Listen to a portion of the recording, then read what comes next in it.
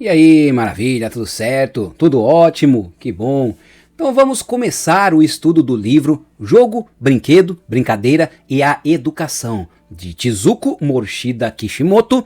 Ela é a organizadora, no caso, 14ª edição, Editora Cortez, 2017. Beleza?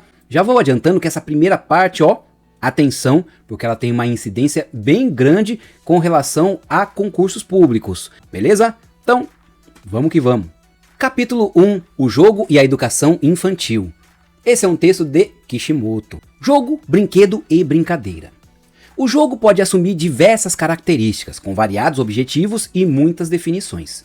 Ele pode envolver habilidades manuais, intelectuais, corporais, entre outros.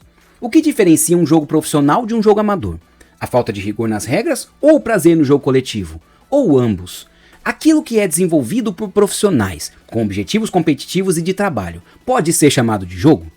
A grande variedade de fenômenos considerados como jogo mostra o quão difícil é defini-lo. E essa dificuldade aumenta quando ações semelhantes podem ser ou não consideradas jogo, dependendo do contexto.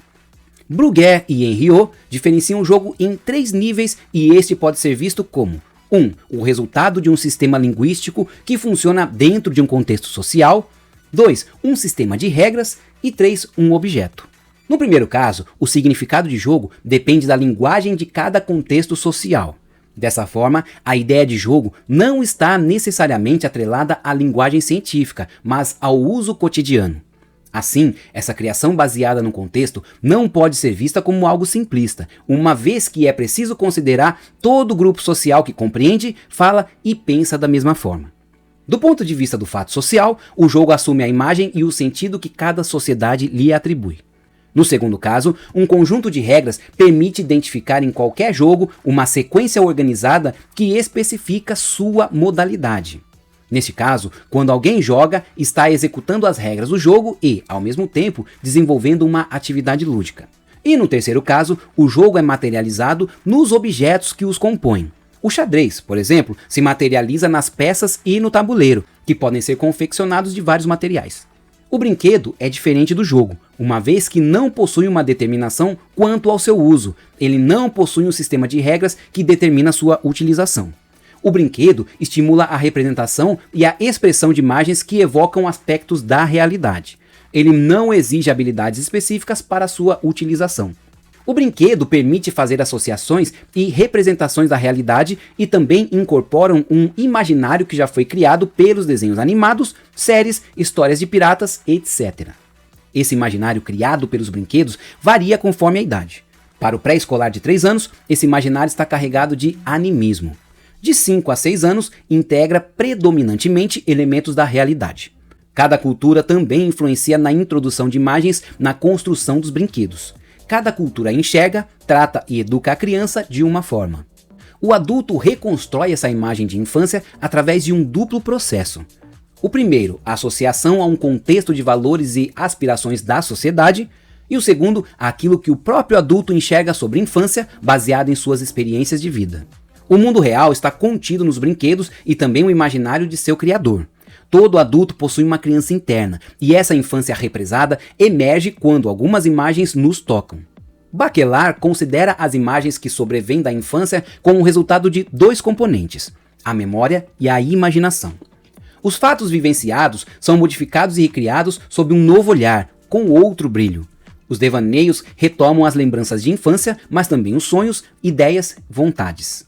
Os jogos infantis são gatilhos para despertar em nós o imaginário, a memória dos tempos passados. Portanto, a palavra brinquedo não pode ser reduzida à pluralidade de sentidos do jogo, pois possui uma dimensão material, cultural e técnica.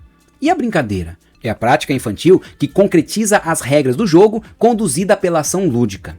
Assim, brinquedo e brincadeira estão diretamente relacionadas com a criança e não se confundem com o jogo. Vamos para a família do jogo. Os jogos possuem diferentes tipos e várias analogias. Se compararmos diversos tipos de jogos, de tabuleiro, cartas, bola, torneios esportivos, etc., veremos que não há algo comum a todos, mas sim semelhanças, parentescos e até uma série todo deles. E se compararmos uns aos outros, veremos que semelhanças surgem e desaparecem o tempo todo. Em jogos de bola, pode haver concorrência entre jogadores, um ganhador e um perdedor. Mas, se uma criança atira uma bola na parede e a apanha, esse traço competitivo desaparece. Assim como o divertimento e habilidades de execução podem estar presentes, mas serem muito diferentes. Por exemplo, comparando o xadrez e a amarelinha. Assim, podemos caracterizar essas semelhanças como semelhanças de família, assim como há em uma família de pessoas, cada um com suas características particulares, estatura, fisionomia, cor dos olhos, etc. Características do jogo. Assunto bastante importante. Huizinga aponta no jogo características como o prazer, o caráter não sério, a liberdade, a limitação no espaço e no tempo, entre outros. Vygotsky afirma que nem sempre o prazer está associado ao jogo. Em certos casos, há esforço e desprazer na busca do objetivo da brincadeira. O caráter não sério também é algo que não necessariamente está presente na brincadeira infantil. Muitas vezes a criança brinca de uma forma bem compenetrada. A pouca seriedade mencionada está mais ligada ao riso, ao lúdico, que normalmente acompanha a brincadeira, contrapondo-se à seriedade do trabalho. A liberdade dita por Huizinga está relacionada à participação voluntária. Se for algo imposto, deixa de ser jogo.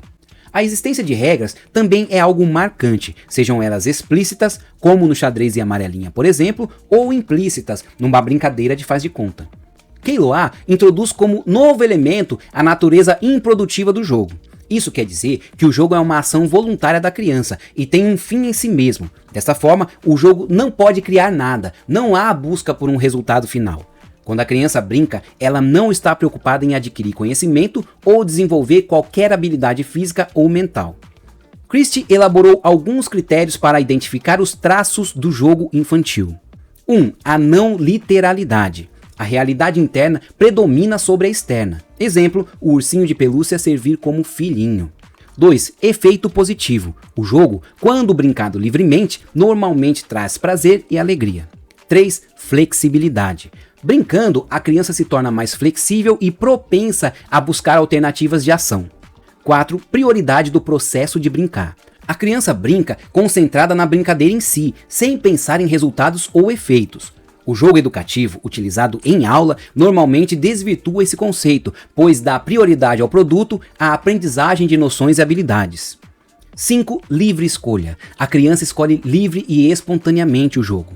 E 6. Controle interno. Os jogadores possuem o controle do desenvolvimento dos acontecimentos.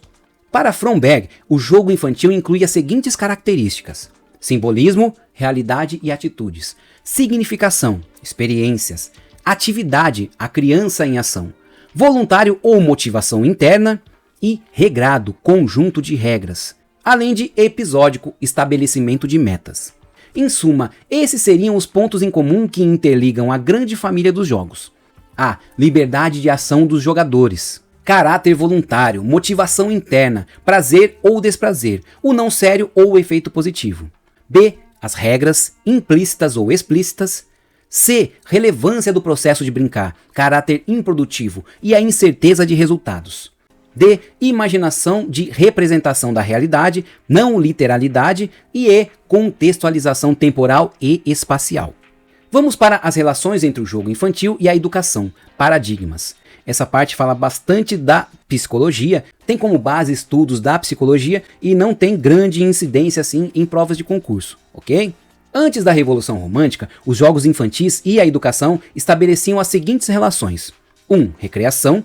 2. O jogo como ferramenta para a aprendizagem de conteúdos escolares. E 3. Diagnóstico da personalidade da criança para que o ensino fosse ajustado de acordo com suas necessidades. O jogo infantil como recreação aparece como relaxamento em contraposição às atividades que exigem esforço físico, intelectual e escolar. Já na Idade Média, o jogo foi considerado não sério por conta de sua associação com o jogo de azar. No Renascimento, o jogo é visto como um meio para se atingir o desenvolvimento da inteligência e para facilitar os estudos. O educador deveria dar forma lúdica aos conteúdos. O jogo fútil, não sério, era fortemente criticado, já o jogo para fins pedagógicos e de ensino deveria ser valorizado pelo pedagogo. No Romantismo, o jogo aparece como conduta típica e espontânea da criança. Essa criança é vista com uma natureza boa, onde utiliza o jogo como forma de expressão. A criança é vista como um ser que imita e brinca, cheia de espontaneidade e liberdade. A teoria da recapitulação, que vê a criança como via de acesso à humanidade, equivale os povos primitivos à infância, entendendo a infância como idade do imaginário, da poesia, assim como os povos dos tempos da mitologia. Daí o jogo é considerado uma conduta espontânea, livre de expressão das tendências infantis. No século XIX, no campo da psicologia, surge a teoria de Gross, ou Grus, não sei ao certo, que considera o jogo um pré-exercício de instintos herdados, uma ponte entre a biologia e a psicologia. O jogo é visto como uma necessidade biológica, instintivo e, psicologicamente, algo voluntário. O jogo, sendo natural, universal e biológico, é necessário como treino para os instintos herdados. Assim, o jogo é considerado uma ação natural, espontânea, prazerosa e livre e que possui relação com a educação, treino dos instintos. Piaget e os escolanovistas enxergam no jogo infantil um meio para o autodesenvolvimento e método natural de educação. A imitação possui papel de destaque, pois participa de processos de acomodação na forma de assimilação. Aqui, a brincadeira é colocada como conteúdo da inteligência, assim como a aprendizagem. Para Brunner, brincadeiras infantis como esconder o rosto, peekaboo, estimulam a criatividade, uma vez que conduz à descoberta das regras e colabora com a aquisição da linguagem. E é a ação comunicativa que dá sentido aos gestos e permite à criança decodificar contextos e aprender a falar. Com o descobrimento das regras, a criança pode falar, iniciar uma brincadeira e alterá-la. Segundo Henriot, para que exista o jogo, é necessário que o sujeito esteja consciente de que está jogando e que haja de acordo com a situação. Qualquer conduta pode se transformar em jogo, de acordo com a intenção do jogador. Assim, o jogo é sempre um processo metafórico. É de próprio transformar o real, dar-lhe a dimensão do imaginário e ultrapassar o presente no sentido do futuro. Beleza, vamos para tipos de brinquedos e brincadeiras. Aqui já fica o alerta porque esse é um assunto muito importante, beleza? Mas nós não vamos estudar agora. Vamos recuperar as energias, dar uma pausa e depois retornamos para continuar o estudo do livro Jogo, Brinquedo, Brincadeira e a Educação, de Kishimoto, beleza? Valeu e até o próximo estudo.